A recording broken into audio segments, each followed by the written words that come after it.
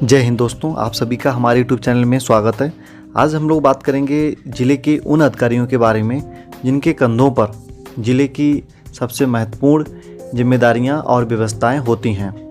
और उनके पास ज़िले की सबसे महत्वपूर्ण शक्तियां भी उन्हीं के पास होती हैं। तो उनके बारे में आज हम लोग जानेंगे, उनके नाम और उनके काम।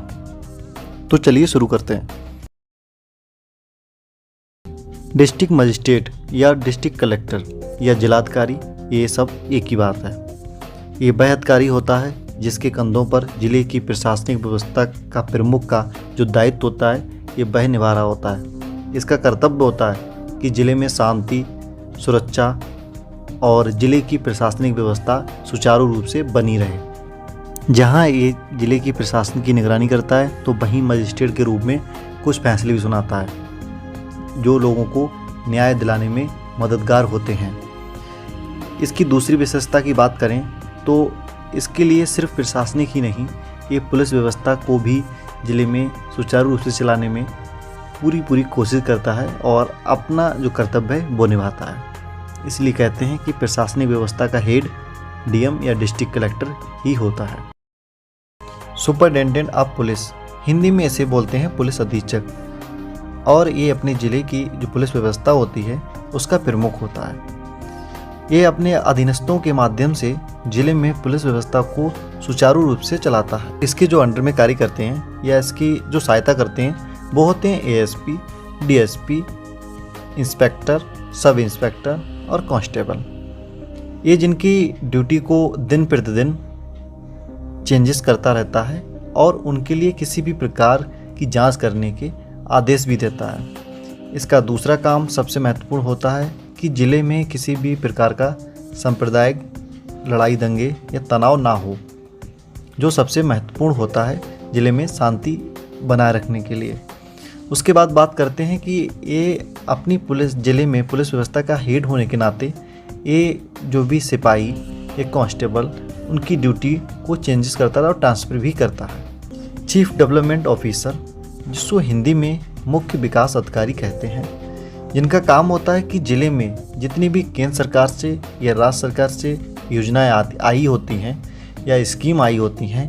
उनको सुचारू रूप से लागू करवाना। ये जिम्मेदारी डीएम की भी होती है, लेकिन इसकी कुछ जो केसेस में उससे डीएम से अलग हो जाती है, जिसमें ये उसके लिए बुनियादी स्तर पर जो स्कीमें लागू होती हैं उसकी जांच भी करता है कि वो किस स्तर पर लागू हो रही हैं, किस स्तर पर लागू नहीं हो रही हैं। उसके बाद बात करते हैं जैसे कि ये जो ज़िले में स्कॉलरशिप होती है, स्टूडेंट के लिए दी जाती है। भाई अगर स्कॉलरशिप ना मिले तो आप इस अधिकारी के पास जाकर अपनी समस्या का समाधान भी करवा सकते हैं और किसी भी प्रकार की शिकायत भी कर सकते हैं, जिसके बाद आपके लिए आपकी समस्या का समाधान हो सकता है। अब इसके बाद आता है डिवीज़न फॉरेस्ट ऑफिसर, जिसको हिंदी में संभागीय वन अधिकारी बोलते हैं और जिसका काम होता है कि ज़िले में जिस प्रकार के वन लगे होते हैं, जैसे कि आप कभी भी रोड पे जब चलते हैं तो साइडों में लगे जब वनों को देखते होंगे, पेड़ों को देखते होंगे, तो आपके मन में भी क्वेश्चन आता होगा कि इनकी जिम्मेदारी किसके अंडर में आती है और इनका जब कोई टेंडर देता है तो किसके द्वारा दिया जाता है। तो ये जो अधिकारी होता है, ये जो ज़िले का उद्यान निरीक्षक होता है, ये उसकी सहायता से ज़िले में वन व्यवस्था को इन्वायरमेंट के लिए बनाए रखता है और साथ ही साथ में जितनी भी प्रकार के कोई वन विभाग से ज़िले में पेड़ लगने हैं, कहाँ पर लगने हैं, कब बेचने हैं, उनकी सीमा क्या है और उनके लिए जो पैसा आता है उस पर इसका भी अधिकार होता है जो इसके अंडर में आता है। चीफ मेडिकल ऑफिसर, जिसे हिंदी में मुख्य चिकित्सा अधिकारी बोलते हैं, इसका काम होता है कि ज़िले में जितनी भी सरकारी हॉस्पिटल हैं उन पर जो डॉक्टर होते हैं, किन की नियुक्ति कहाँ करना है, किन को किस हॉस्पिटल में भेजना है और किन को किस प्रकार की ड्यूटी देना है, ये सब जिम्मा होता है इस अधिकारी के लिए। और साथ ही साथ में इसकी जिम्मेदारी भी बनती है कि ज़िले में जितनी भी सरकारी दवाइयाँ आती हैं वो सभी को वितरण की जाएँ और उनके बदले में किसी प्रकार से शुल्क कोई भी ना लिया जाए, क्योंकि वो निःशुल्क होती हैं। और साथ ही साथ में ये नियम और जो कानून होते हैं एक राज्य में जो मेडिकल जो सर्विसेज हैं और जो गवर्नमेंट हॉस्पिटल के लिए जो एडवाइजरी है, उसके तहत ही उनके लिए आदेश भी देता है कि वो किस प्रकार से और किस समय अपने हॉस्पिटल में सरकारी डॉक्टर काम करेंगे। इसके बाद आता है बेसिक शिक्षा ऑफिसर